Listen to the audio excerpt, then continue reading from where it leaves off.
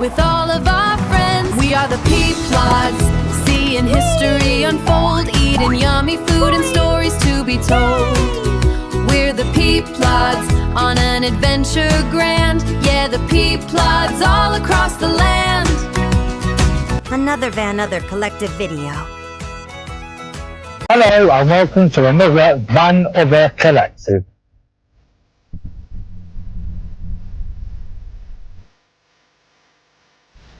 Here are all the other members of the Van Other Collective. Please make sure you go and watch their videos and give them a comment, a like and a follow.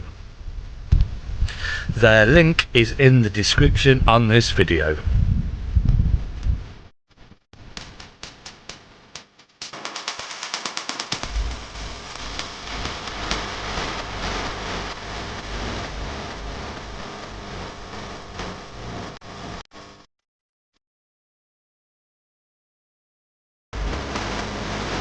And this week it's all about why we chose this van.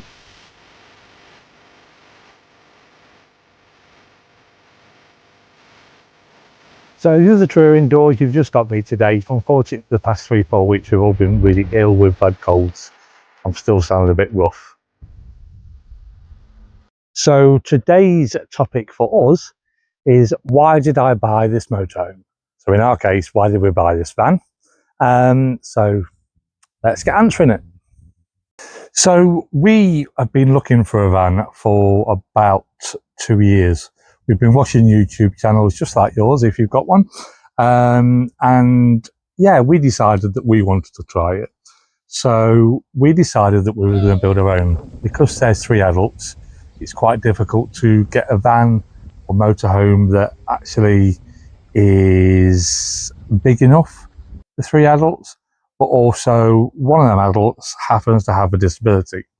So what we decided was we were going to buy an empty van and do it ourselves. So for the 2 years we were looking at different vans. I was reading up on different things, watching channels on YouTube to find out what they thought of the vans that they'd got. Basically doing every bit of revision that I could, because it just seemed, the more I looked into it, the more of a minefield it was. There was problems with every type of van: wet belts, dry belts, fan belts, cam belts, wheel arches rotting. Just honestly, if you start to investigate it, it blows your mind. It messes with your mind until you don't even know what you're looking for anymore. So we narrowed it down to a list of about, I think it was 4 different ones. So I said to my mum, this is a list of 4. Don't deviate away from that because you'll be there forever. I was looking at Auto Trader every day for the past 2 years, 3-4 times a day. The other ones as well, I can't remember their names now, Kahoo or whatever like that. Kahoo, Kazoo, Autocar, loads of them. Gumtree, eBay. I wouldn't advise anyone buying a van off eBay, but I was looking anyway. So yeah, so over this time we narrowed it down to a Peugeot Boxster, a Fiat Ducato, but it had to be a 2.3, which I'll go over in a minute, a Volkswagen Crafter, or a Mercedes Sprinter. So that was the list of what I said we needed to look at. My favourite on there was the Fiat Ducato, but it was just, honestly, there's loads of Fiat Ducatos, not 2.3, and also not very many with 3 seats. So we was looking, and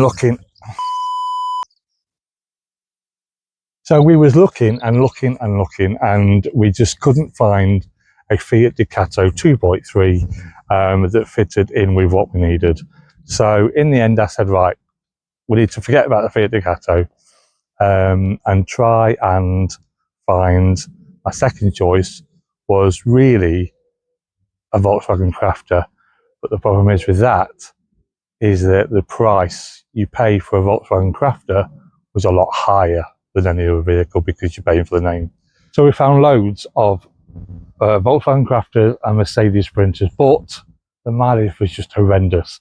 For the price that we was looking at, the mileage was horrendous. The bodywork was covered in bumps, scratches, dents, bits missing, because obviously those type of vans have a higher mileage expectation, so they're used for deliveries and delivery drivers, white van man.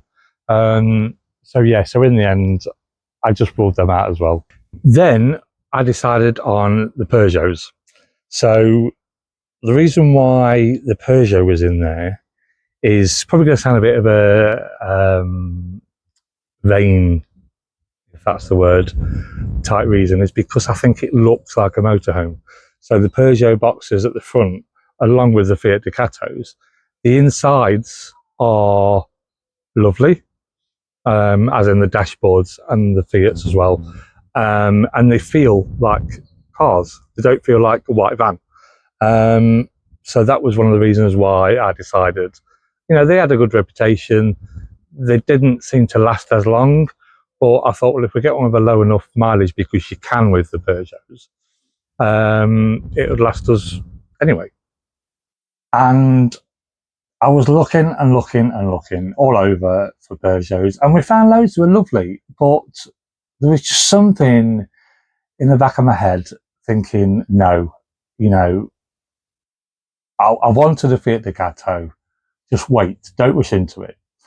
And then you might have seen that we saw a Ford Transit van. So we went to see that, and I drove it. It was a manual. I've not driven a manual car for, let me think, 5 years, 6 years, something like that. So yeah, it's a bit of a shock to the system. I did get on okay with it. It drove lovely. The cab was nice. It just didn't look like a motorhome. So in the end, and there was something just a bit dodgy about it. In the end, we said, we'll come away from there. I said, no, right, that's enough. I've had enough. I'm looking for vans. It was getting me down. I said, we're going to stick to a Fiat Ducato and wait for one to turn up. And then, like I say, after 2 years of looking, there was one day I was on my computer playing my game, and I just thought, I'll just have a look. I'll go online and have a look, see if there's anything. So I went on to, I think it was Kazoo. I put on the screen if it wasn't, but I think it was.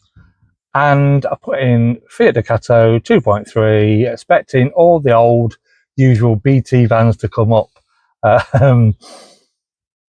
First one to come up, my God, Fiat Ducato 2.3, MultiJet, 9-speed automatic. I was like, oh my God, I never even dreamt that an automatic had come up, because they're just, honestly, they're like gold dust. And then I looked at the year, it said 2021. I thought, there's no way could we afford that. And then I saw the price, and I thought, oh, okay, what's up with this? And then I saw the mileage. So it had done 124,000 miles. And I thought, that's not ideal, but it's diesel, it's 2.3, 9-speed automatic. It said that the cam belt had been done. I thought, oh my God, I can't believe it. And I saw that it'd been added like 3 days ago. So I sent a message, asked if it's still available, where it was. They come back to me within an hour. I was like, oh my God, it's still available. So it was available, but it was in Norfolk. So I was messaging the man saying, can you measure this? Can you measure that? Can you take some photos? And he did. It was perfect. And then I said, right, we can come and view it next Thursday, without telling mum and dad. Would that be okay? And he said, yeah, it's fine. He said, I have got somebody else who's inquiring about it. And I said, well, I am really interested. If it's what it looks like online, we will be having it. I was that confident. I was like, yes, this is the one. So I went to mum and dad. I said, right, we are going to view a van on Thursday. And they're like, okay, where is it? Norfolk. So we booked a static caravan off, I think it was booking.com or something, for one night. Drove all the way down there, went to view it, and just fell in love with it. My dad absolutely loved it. We got in the front. I put a picture up that I took and it was just perfect. It was just, yeah, it was just, I couldn't believe it. I was so happy, so excited. So in the end, we got back and we said, yes, we'll have it. And then we had to wait for a whole week to get it. So a week later, we were catching 3 trains to get to Norfolk to pick up our brand new van. And as I walked around the corner, I could not believe that we was doing it. I was just still in shock. I didn't ever think that it would happen. And here we are with the van. And it's just perfect. So I suppose I better get on to why we chose this. So yeah, this is a 2.3 MultiJet diesel 9-speed automatic, and the 9-speed engines are just so difficult to get. The 9-speed automatic gearbox in the 2.3 is highly regarded as one of the best gearboxes around in a van. It's highly robust for heavy vehicles and motorhomes. The 2021 Fiat Ducato 2.3 diesel with the 9-speed automatic is a highly coveted setup, especially for motorhomes and heavy commercial conversions. It perfectly blends the proven bulletproof 2.L MultiJet engine with a smooth torque converter gearbox that completely eliminates the jerky shifts of older automated manuals. It is widely regarded as one of the most robust and durable engines ever used in commercial vehicles. The transmission comes with 3 modes: normal, eco and power.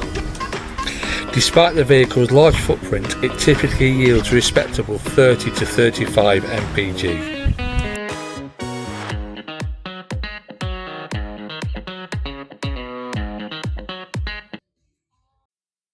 And in 2021, the Fiat Ducato 2.3 actually won Best Van of the Year. And obviously, this being an L3 H2, it's got the height for me. I'm just about fitting it. I'm 6'3", and I can stand up, don't have to bend down at the moment. We've got no ceiling added in yet, so we'll see on that one. But yeah, it's L3, which is the internal cargo length, I think is 12 foot something, 12.3 I think, something like that, but I might be wrong, so yeah, don't quote me on that.